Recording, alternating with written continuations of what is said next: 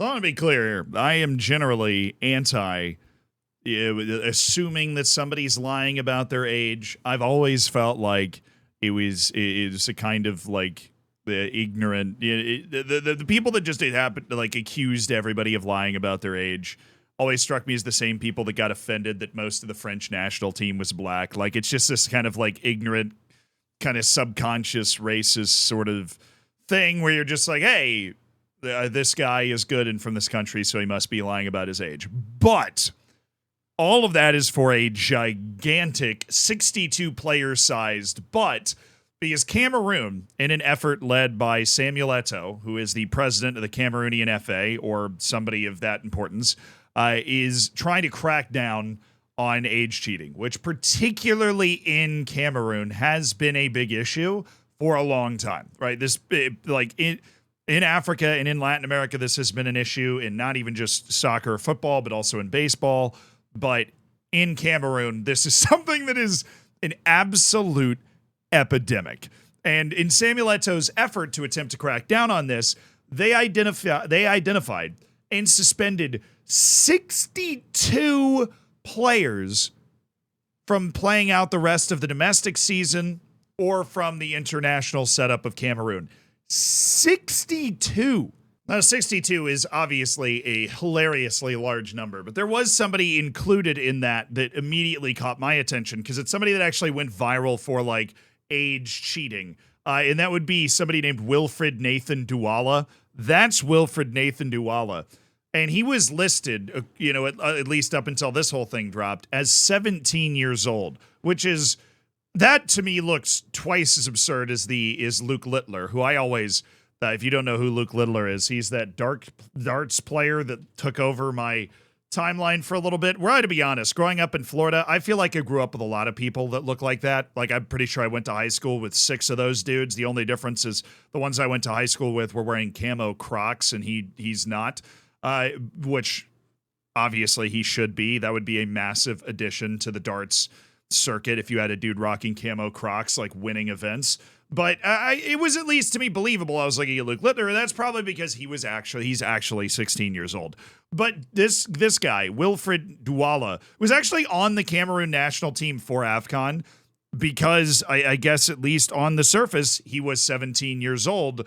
And now he's not. He was caught up in this massive sting operations, the best way I could say it. And it's a sting operation because there was actually some really impressive amount of forensic work that has kind of gone into this. And this also isn't the first time one of these investigations has actually landed. They did in January of 2023, so a year ago, suspend 21 of their 30 players selected for the U17 AFCON. So it's clearly an absolute epidemic in Cameroonian youth setups is this idea of age cheating. The fact that you're suspending the majority of your U17 team that went to the U17 World Cup, that they brought in 44 players for questioning more recently about their age, and they just dropped the list of 62 players that are suspended because of the age cheating that they've been able to confirm, including the youngest player on their AFCON team, which is crazy. And the way they're doing this is not as easy as you might think, because there's a story that came out a while ago. I mentioned it was forensic, and we're going to get to like some CSI in CIS level nonsense that they had to get down to figure some of this out. But in countries like the one that I grew up in, at least in the area of the United States that I grew up, it's really hard to imagine not knowing your birthday or not knowing exactly how old you are. But the story that came to light recently was that of Silas Mvumpa, who's a player from the DR Congo that plays in Germany. And his name was, for years, Silas Wamangatuka. But he came out, I think it's actually like 3 years ago now, and he said that he was not Silas Wamangatuka. He was actually Silas Mvumpa, and he was something like 2 years older or whatever.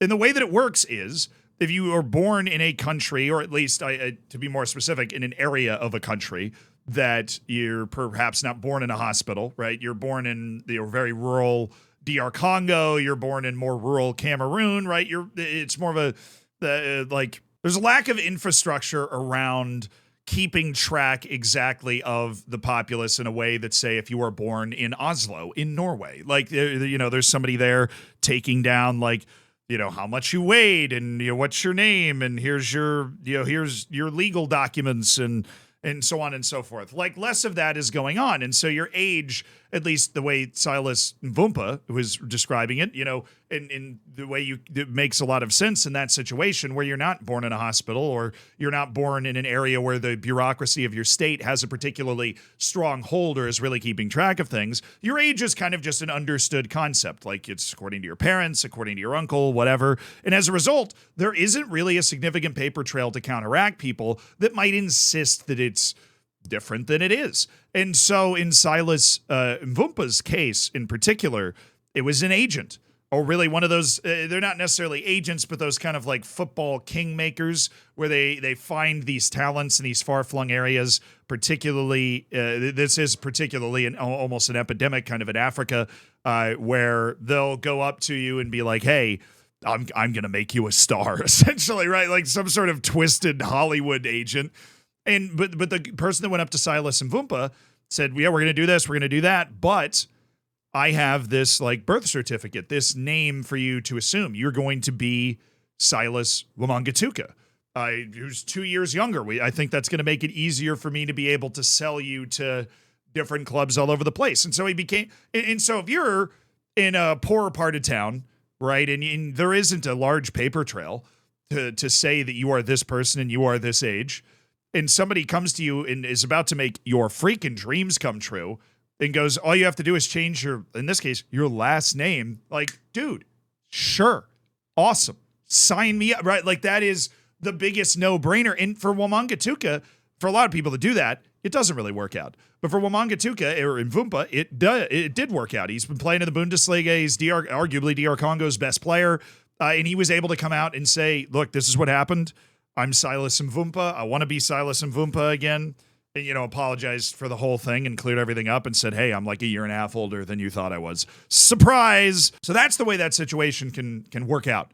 I'm not saying that all of the players that get caught with age cheating are as disengaged from the process as Silas was, in terms of it was like this was your golden ticket out of where you were and you just take it. Obviously, that's in Silas's retelling as well. We don't know how complicit he was and like, hey, I'm like 18 instead of 20, But it is definitely an issue that comes out of a part of the world that I think a lot of people commenting on this issue don't experience at all. It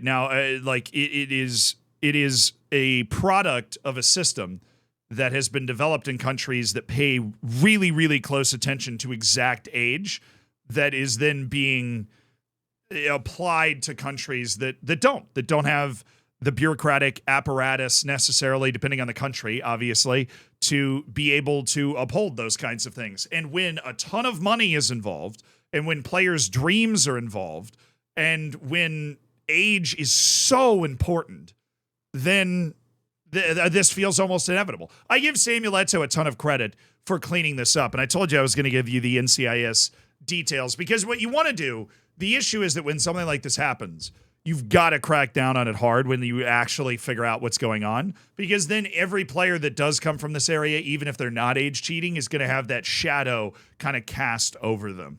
And the NCIS stuff was, and we were reading this on stream, absolutely blew my freaking mind. But basically, they suspended the 21 of the 30 players of the U17 AFCON after a round of MRI tests aimed at assessing bone development to cross-reference players' ages accurately. So that's something like there's no paper trail on some of these people. Now, some of these people that are involved in this, the agents and the players, I'm sure are doctoring a paper trail, right? Like, not every one of these people just comes out of a rural village with no paper trail like, hi, this is my age now, right? Like, some of these people are being very aggressive and basically committing fraud to try and reduce their age. I just wanted to, make sure that you don't paint all of them with the same brush here, because there are some people that were in Silas's case and it was their only way out, and whatever. At a certain point, you're either good at the sport or you're not, no matter how old you are. But we have actual like NCIS people out here that are like trying to read the rings on a tree to see how old it is. Like, what do you think? 18? Bob, what do you think on this? 18? 19? I don't know. Like, just, I love the mental image of these Cameroonian doctors like, Like just sitting in a dark room, somebody who's got like an edgy vibe with a bunch of tattoos, like the classic forensics person in an NCIS show, just doing that. Like, oh, that's a 17-year-old. No way he's playing in the U14s. Bob, get him. Samuel Eto'o, come get this guy. We're suspending him.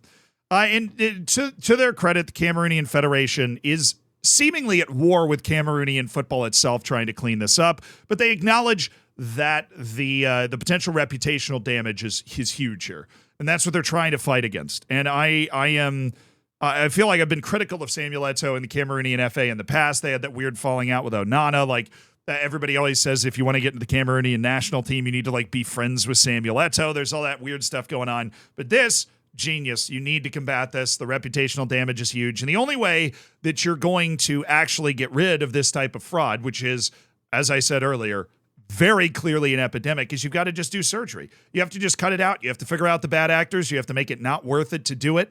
And you have to provide the facilities for players to be able to identify younger players and develop younger players. If you want to have a great U17 national team, well, they need to be identifying guys that are younger than 18, apparently, because that's everybody on that team was like 18 and up, I guess. Well, the problem is not as bad as it used to be. You had the Saudi Arabia national team. I think they won the U20 World Cup. It was they won a youth tournament. Now they played against Scotland in the final, I believe it was. And the Scottish team talked about how all of them had mustaches, and it was basically the senior national team.